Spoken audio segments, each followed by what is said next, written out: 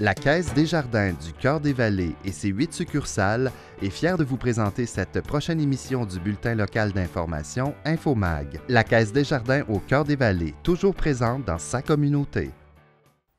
Aujourd'hui à InfoMag, Philippe Couillard promet d'élargir la 50 sur certains tronçons problématiques. Un nouveau parc à chiens dès ce printemps à Buckingham et projet de coopérative d'habitation du côté de Masson-Angers.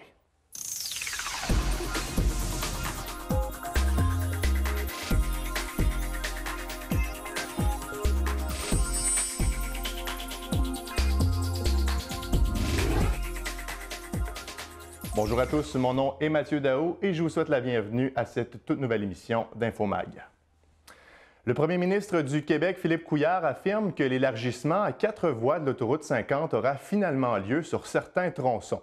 C'est du moins ce à quoi il s'est engagé samedi dernier lors de son passage à Gatineau. On parle ici d'un projet par phase durant lequel les secteurs les plus dangereux seront priorisés. Avant d'y aller de l'avant, l'élargissement de la 50 devra d'abord être inscrit au plan québécois des infrastructures, ce qui n'est pas chose faite pour le moment. Le député libéral de Papineau, Alexandre Iraca, admet qu'il n'est pas possible de fixer un échéancier pour le moment. Il reste cependant, confiant que le PQI sera bonifié lors du prochain budget provincial. On l'écoute. Moi, j'ai obtenu des données statistiques du MTQ à la fin de l'automne 2016, il n'y a pas si longtemps, qui m'a donné des arguments logiques pour pouvoir défendre le dossier. Je suis allé chercher un consensus avec tous les collègues de l'Outaouais provinciaux et fédéraux également. Quand le premier ministre vient en Outaouais et vient dire « l'autoroute 50 sera hautement priorisée », bien, je pense que ça veut tout dire. C'est une première étape. Moi, je vise, comme je l'ai mentionné à différents médias, là, le grand chelem, mais là, je pense que des hommes, c'est but.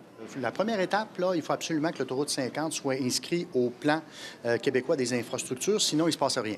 Et le PQI, là, si vous me permettez de l'appeler comme ça, il est plein en ce moment. On a remis des budgets équilibrés avec des surplus dans les dernières années. J'anticipe qu'on va remettre un autre budget équilibré et avec des surplus. Ça se peut que le PQI soit bonifié.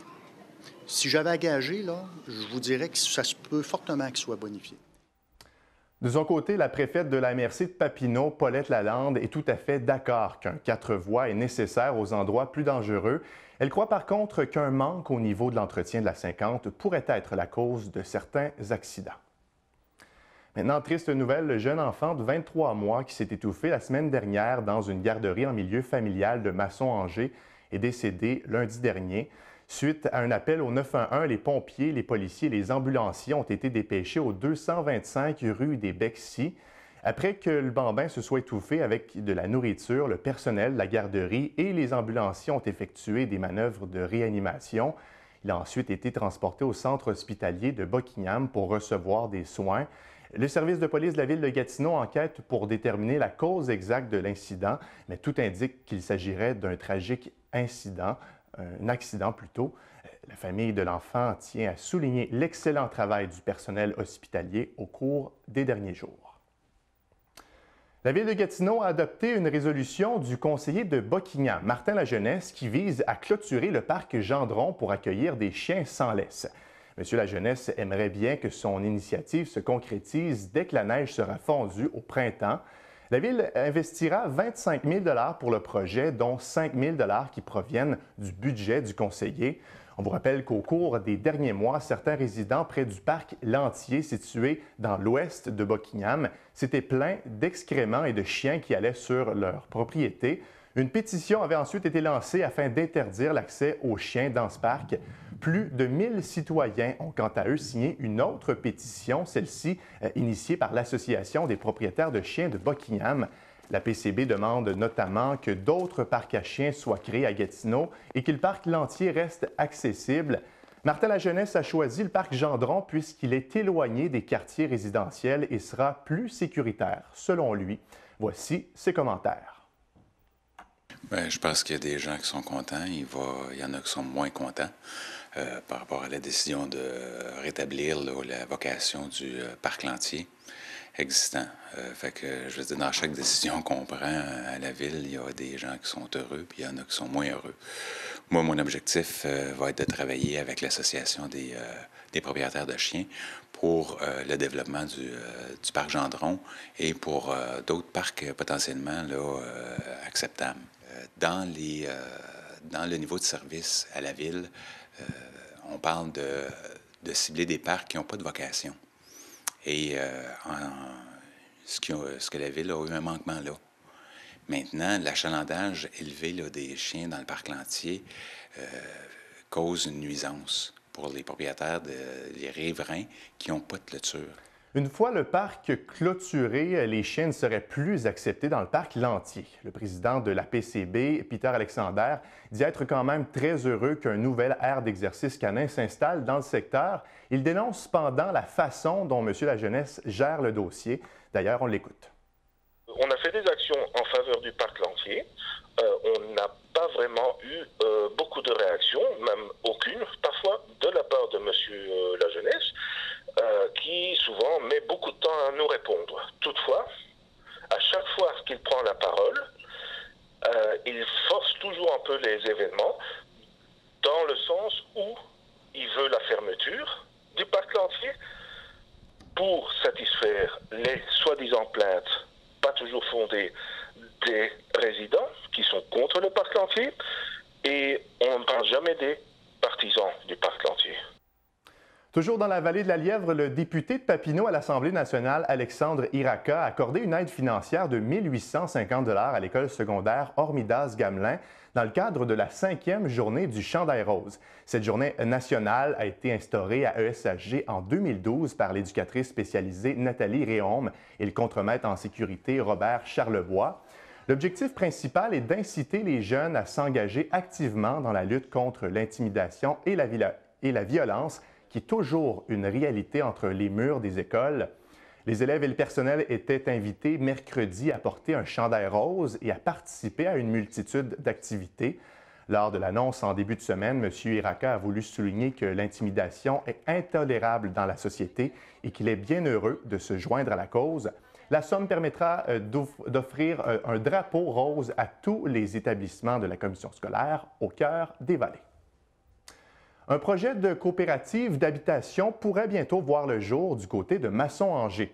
La Fédération intercoopérative en habitation de l'Outaouais, créée en juin 2016, a d'ailleurs convié les citoyens du secteur à une soirée d'invitation mardi. Même si peu de personnes se sont déplacées à la rencontre, les organisateurs restent confiants pour la suite des choses. L'objectif de la Fédération est de créer un comité provisoire et de recruter des personnes qui seraient intéressées au projet. La conseillère en coopération, Annie-Pierre Caron-Davio, nous explique ce qu'est une coop d'habitation et qui peut devenir membre. Bien, une coopérative d'habitation, c'est un regroupement de personnes, une association de personnes qui, collectivement, répondent à un besoin commun, qui est celui de se loger et à un prix moindre. Donc, on est capable d'avoir des économies sur les coûts d'opération par l'implication des membres qui donnent de leur temps pour faire des tâches, pour gérer la coopérative, ce qui fait qu'on n'a pas à contracter des services à l'externe. Donc, une des grandes façons de sauver, d'économiser de l'argent, c'est justement l'implication des membres et grâce à ça, ils peuvent avoir un loyer plus bas parce que justement, ils ont un rabais associé à leur implication. Toute personne qui est intéressée peut faire une demande d'admission et ensuite, c'est le comité qui va décider qui sont les personnes qui vont pouvoir rejoindre. Ici, le projet a une vocation familiale, donc on veut surtout que les logements soient des 2, 3 et 4 chambres. Il y a jusqu'à 50% des logements qui vont pouvoir être subventionnés, donc qui vont pouvoir être occupés par des personnes à faible revenu. Pour le moment, la Fédération ne donne pas d'informations quant à l'emplacement et le nombre d'unités qui sera disponible dans le nouvel édifice. On sait cependant qu'un promoteur est intéressé à offrir un terrain dans le secteur Angers, situé près d'une école. La Fédération compte actuellement une vingtaine de coopératives d'habitation membres. Annie-Pierre Caron-Davio nous dit maintenant pourquoi avoir choisi Masson-Angers pour y ouvrir des logements. Bien, premièrement, il n'y a aucune coopérative en ce moment à Masson-Angers. Il y en a 2 à Buckingham, mais c'est les seuls qui sont dans l'est de Gatineau. Après, toutes les autres coopératives dans la ville de Gatineau sont dans les secteurs de Hall-Elmer ou Gatineau.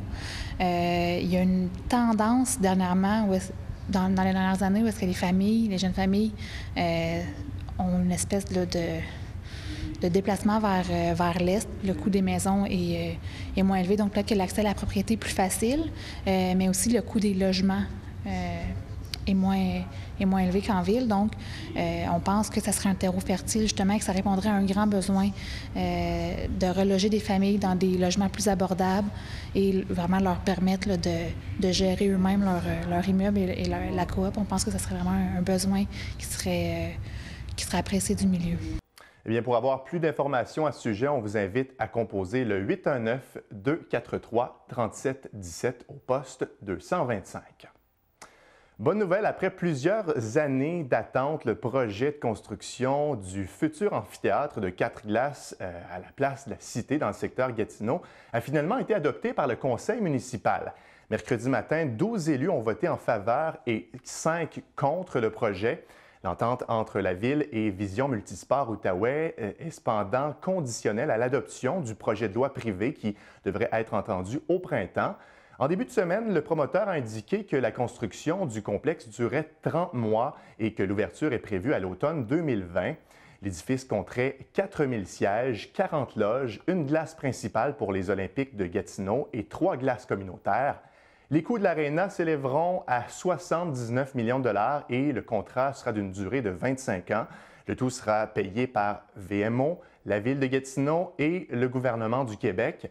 En ajoutant les coûts reliés au stationnement étagé et les infrastructures municipales que la Ville devra débourser, la facture totale pourrait s'élever à plus de 100 millions de dollars. La maison d'hébergement pour elle des Deux-Vallées invite la population à venir déjeuner au Lala Bistrot le mardi 7 mars prochain de 7h à 11h. Il s'agit d'une activité de financement qui vise à amasser des fonds pour les femmes victimes de violences conjugales et leurs enfants. Le déjeuner permettra de sensibiliser la population au fait que les femmes plus âgées peuvent, elles aussi, être des victimes. La directrice générale de la maison d'hébergement, Annick Brazeau, nous explique le choix du thème et le déroulement de l'activité. En fait, on a réalisé qu'il y a beaucoup de femmes victimes de violences conjugales qui étaient plus âgées. C'est des fois des femmes peut-être qu'on pense moins à approcher ou peut-être ces femmes-là connaissent moins nos services aussi. On réalise que les femmes victimes de violences conjugales qui sont plus âgées, ils vivent des obstacles à quitter le conjoint. D'abord, quand elles se sont mariées, souvent, c'est pour demeurer avec le conjoint et tout ça. Les choses ont changé. Alors, puis aussi, financièrement, c'est plus difficile aussi. Fait qu'on voit vraiment qu'il y a des obstacles là, pour les femmes plus âgées. Il n'y a pas de coût cette année, c'est nouveau. Les gens vont payer, c'est une contribution volontaire. Alors, c'est ça. Les gens sont invités de venir. Il y a le déjeuner, tout ça. Il y a un choix de 3 menus. Puis aussi, l'artiste Diane Fontaine va être là cette année. C'est une primeur. Elle va faire une toile, prestation live de ces toiles qui vont être tirées aussi, donc les gens peuvent acheter pour encore bonifier le profit qu'on va faire avec cette activité de financement-là. C'est la 5e fois que l'organisme organise ce genre d'activité de financement au Lala Bistrot. Les gens intéressés peuvent se procurer les billets le jour même du déjeuner sans réservation.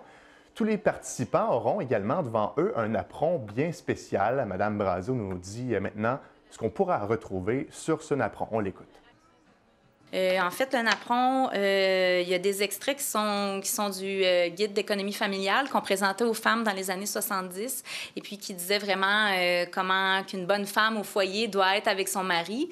Il y a des énoncés assez choquants dans ce livre-là et puis on les a ressortis, en fait. Et puis, on fait une comparaison entre ces années-là, 70, puis les années d'aujourd'hui, 2017, les messages que sont transmis aux femmes par différents médiums et puis qui ont le même effet, en fait, de créer les inégalités entre les hommes et les femmes, et puis tout jouer dans la tête des femmes là, au niveau de ce qu'elles doivent faire et tout ça, puis qui contribue vraiment à la violence entre les hommes et les femmes. Vous en avez peut-être déjà entendu parler. Dès cet été, des élevages de poules et d'abeilles vont faire leur apparition ici un peu partout à Gatineau. Il s'agit en fait d'un projet pilote dans lequel une 60aine de permis d'élevage seront octroyés à des citoyens. Et pour en parler, on accueille en studio la conseillère du district du Parc de la Montagne Saint-Raymond, Mme Louise Boudria.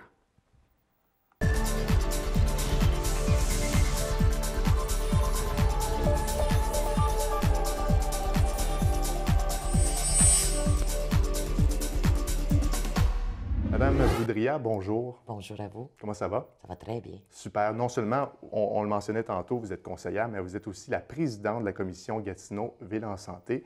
Et c'est un peu pour ça qu'on vous a invité aujourd'hui. Donc, le projet pilote d'élevage de poules et d'abeilles qui a été adopté la semaine dernière par les élus de Gatineau, elle vient d'où l'initiative de ce projet-là? faut se rappeler qu'il y a à peu près, peut-être, dans la dernière année, on a adopté un programme d'agriculture urbaine. Alors, c'est dans le cadre du programme d'agriculture urbaine qu'il y avait un volet d'élevage des petits animaux, si on peut dire, là, alors qui était surtout les abeilles et les poules. Par contre, quand le projet a été présenté au conseil dans son ensemble, on a mandaté nos services d'aller un petit peu plus loin parce qu'il y avait des gens qui étaient inquiets, surtout au niveau des abeilles, même des poules. Là. Ça semblait avoir... Alors, nos services sont partis, puis on continue à aller travailler ce projet-là. Alors là, ils sont revenus le 14, mais ça fait partie du programme global d'agriculture urbaine. Alors, le 14 sont revenus. Ils avaient fait le travail. Ils ont fait un excellent travail. Ils ont consulté beaucoup, travaillé beaucoup avec les gens du milieu. Ils ont consulté plus de 600 personnes. Je pense que c'est presque 800 personnes en tout qui ont été consultées, dont 85 étaient en faveur des petits élevages. Alors, et c'est là qu'ils sont revenus au conseil. Je peux vous dire qu'il y a eu des questions, c'est certain, puis c'est bien comme ça. Mais ça a bien passé. Là, c'était un vote à l'unanimité dans ce projet-là. C'est la première fois que des poules, des abeilles vont s'incruster un peu dans le milieu urbain ici à Gatineau, mais vous me disiez qu'il y a d'autres villes qui s'inspirent de ça? Oui, mais premièrement, si on parle des abeilles, si on parle de l'apiculture, la ville de Gatineau est à peu près une des seules villes au Québec qui, par règlement municipal, interdit l'apiculture. Tandis que dans toutes les grandes villes, on va parler de Sherbrooke, Montréal, Québec, ils font déjà de l'apiculture. Ils n'ont pas de règlement qui l'interdit. Parce que l'apiculture, c'est déjà très bien encadré dans une loi. Alors, et nous, bon, c'était une ancienne loi, un ancien règlement là, de l'ancienne ville de Hull, qui à ce moment-là, il avait décidé d'adopter ce règlement-là pour l'ensemble de la ville de Gatineau après la fusion. Mais on est quand même la seule ville, là. Alors, ce qu'on fait, nous, au niveau de l'apiculture, c'est on se met à la page, là, parce qu'il y a beaucoup de villes, énormément de projets qui se font en apiculture. C'est quand ça va commencer exactement, ce projet-là? Comment les gens, là, les citoyens intéressés vont pouvoir s'inscrire? À partir du 14 février, alors quand on a adopté le programme, les gens pouvaient commencer à s'inscrire. Alors, les gens envoient soit un courriel, toute l'information est sur le site, parce que on s'entend qu'il y a quand même une certaine... il y a une réglementation derrière de tout ça, mais il y a des choses à respecter. Pas n'importe qui va pouvoir faire ça. Non, pas du tout. Puis même au niveau de l'apiculture, là, pour avoir parlé beaucoup à des apiculteurs, c'est très réglementé par il y a une loi là, qui encadre ça très bien. Et c'est quand même dispendieux de faire de l'apiculture. Puis les gens doivent être formés. Puis la beauté de tout ça, c'est qu'on est très bien encadré avec un nouvel organisme qui est responsable de l'apiculture. Alors, qui va nous aider, qui va rencontrer les citoyens qui sont intéressés, vont leur dire exactement ce qu'il y en est, combien ça coûte faire tout ça, c'est quoi la loi auquel ils doivent se conformer. Alors, cette association-là, qui est Apicentrice, va aider les gens qui veulent faire de l'apiculture chez eux. Puis encore là, c'est pas n'importe qui, il y a une réglementation au niveau de la distance. La même chose pour les poules, là. Alors, il y a tout un encadrement quand même important. Donc là, au cours des prochains mois, il se peut qu'un de mes voisins, par exemple, ait une ruche d'abeilles dans sa cour, par exemple. C'est pas un peu dangereux pour les voisins? Il y a beaucoup de méconnaissance des abeilles. Hein? Beaucoup de gens qui se trompent un petit peu entre les abeilles, les thons, les guêpes, bon, tout ça. Non. Quand on regarde les grandes villes qui le font déjà, alors ça va très bien, mais nous, on a voulu être plus prudents. On a dit, ben c'est nouveau, on veut que les gens apprennent à connaître tout ça. Alors, il va y avoir aussi des sessions d'information. Mais une abeille ne pique pas. C'est-à-dire, son objectif, c'est pas de piquer, parce que quand elle pique, elle meurt. Et elle fait du miel. Alors, on s'entend que c'est pas... Une abeille va piquer quand elle est en situation de danger. Mais les voisins vont être informés du fait que vous voulez avoir une ruche dans votre cour. Il y a d'ailleurs un ancien conseiller de la ville, M. Luc Anger, qui avait demandé, par exemple, qu'on demande l'approbation des voisins dans un rayon de 50 mètres. C'était pas nécessaire de faire ça? C'était pas nécessaire quand on s'est aussi beaucoup inspiré des modèles qui se font dans toutes les grandes villes. C'était pas nécessaire, mais on va recommander fortement aux voisins d'aviser les voisins. Comme ça, s'il y a des inquiétudes. Et on va aussi donner des sessions d'information. Les gens vont vraiment savoir à quoi s'en tenir, dans quelle situation ça peut être dangereux. Mais si vous allez à Montréal pendant l'été, là, les abeilles, il y en a partout à Montréal, il y a des ruches partout. Il y en a en ville, il y en a sur les toits des hôtels. C'est quelque chose, vous savez, l'agriculture urbaine, c'est de plus en plus en demande. Les gens en veulent. Moi, j'ai été très surprise quand j'ai fait mon porte-à-porte avant les élections, le nombre de personnes qui me parlaient de l'agriculture urbaine. Alors, il était temps que Gatineau emboîte le pas. Et en terminant, Mme Boudria, on veut connaître un peu la vision à long terme de la Ville de Gatineau dans ce projet pilote-là. Moi, les gens commencent à nous demander s'ils vont avoir le droit d'avoir des lapins et tout ça. On n'est vraiment pas rendu là. C'est un projet pilote d'1 an. Alors, on veut l'évaluer. On va être capable de regarder comment ça se fait. Est-ce que les gens respectent vraiment la réglementation et tout ça? Après 1 an, ça commence au printemps. Après 1 an, les services vont revenir au conseil, vont nous faire un rapport et là, on va décider si on poursuit l'expérience. Un projet fort intéressant. Absolument. Madame Boudria, vous êtes conseillère pour Gatineau et aussi présidente de la commission Gatineau Ville en santé. Merci d'en avoir parlé avec nous aujourd'hui. Merci à vous de m'avoir invité. Au plaisir. Voici à l'instant les sports avec François Croteau.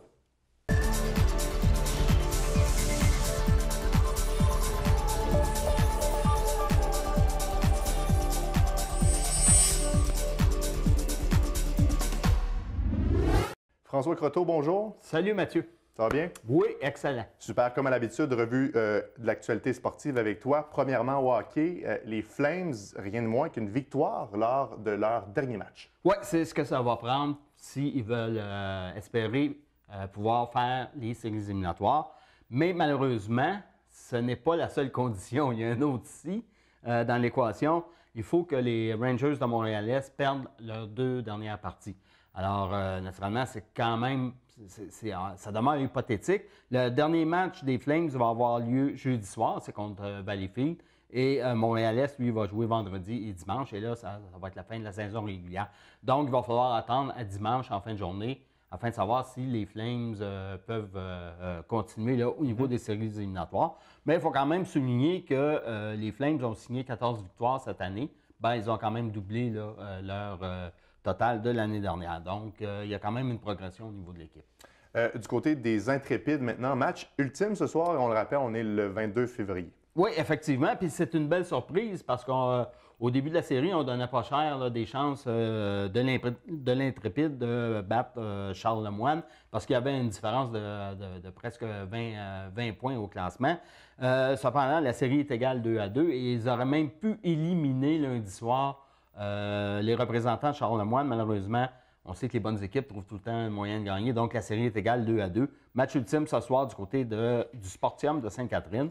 Bien, c'est à suivre. Moi, je pense qu'il pourrait causer une surprise, l'Intrépide. Du côté des Vikings, ils tirent de l'arrière 0-2. Oui, on pourrait dire que c'est une belle surprise là, si on est un partisan du hall volant. Pour les Vikings, bien, ils avaient quand même terminé la saison en 2e position, donc c'est un peu décevant. 3e match va avoir lieu jeudi à Gartin, 0-2, mais là, attention, c'est pas une finale, c'est pas une série 3-5, c'est une série 4-7. Donc, il y a quand même de la place là, pour se reprendre, mais il va falloir y voir rapidement. Tu nous parles maintenant du tournoi Royal Brassard et l'Outaouais reste indomptable. Oui, effectivement. Et pour la 2e année consécutive, l'Outaouais a remporté les grands honneurs dans les 3 catégories. C'est-à-dire que ça a commencé avec, en catégorie 2A, les Mariniers d'Aylmer qui ont causé une surprise quand même en défaisant les Loups de la Colline, parce que les Loups étaient classés numéro 1 au Québec.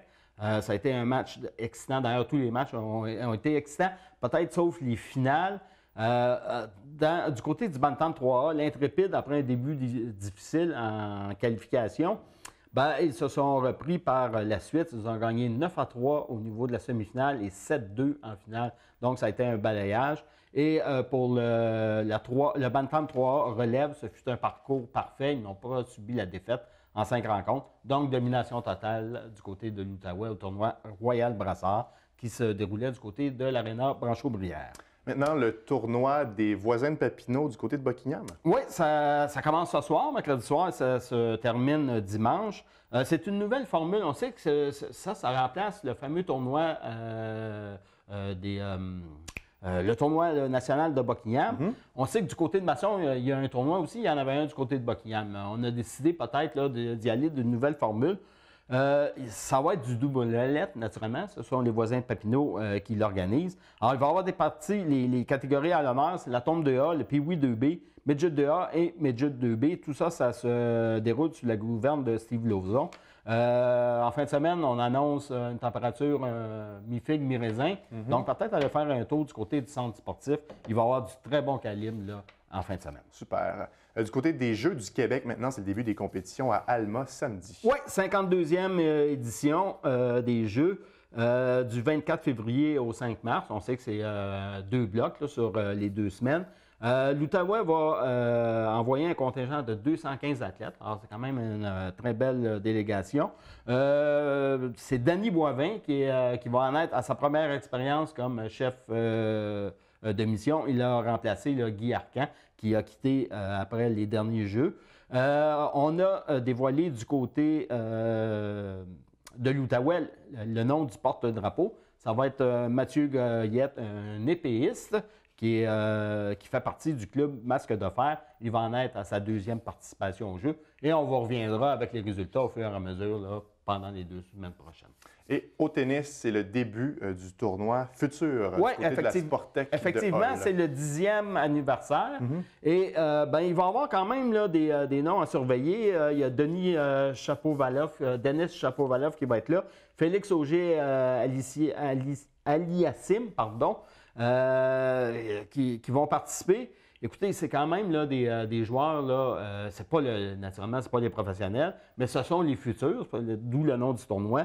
Il faut se souvenir, pour les fervents, Milos Raonic, Vasek Pospisil ont déjà participé à ce tournoi-là. Donc, comme vous voyez, là, c'est quand même un tournoi excellent. Il va y avoir aussi des Canadiens connus, Philippe Bester et Braden Schnur, qui vont être aussi dans le tableau principal. Et on a aménagé pour le 10e anniversaire une section VIP. Donc, c'est quelque chose à regarder du côté de la Sportec à Hull. Et en terminant, François, au ski de fond, il y a plus de 2000 fondeurs qui ont participé à la Gatineau-Lopette. Oui, et il faut souligner la performance d'Andy Shields de Thunder Bay qui a réussi le doublé dans rien que de moins que les 2 courses de 51 km. Ça, il faut le faire. Il faut dire que les conditions climatiques en ont fait pester plus d'un parce qu'on sait qu'en fin de semaine dernière, on a frôlé le 10 degrés. En ski de fond, 10 degrés, la neige à colle et c'est moins intéressant. Ça, mais quand même, félicitations. 2211 athlètes qui ont pris part aux différentes épreuves. François, ça fait le tour. Merci. On se revoit la semaine prochaine. Ça m'a fait plaisir. Vous avez des questions, des commentaires, des nouvelles à nous faire parvenir, nouvelles avec un S à commercial.tvc.qc.ca. Au nom de toute l'équipe, merci d'avoir été des nôtres. On se revoit la semaine prochaine. Au revoir.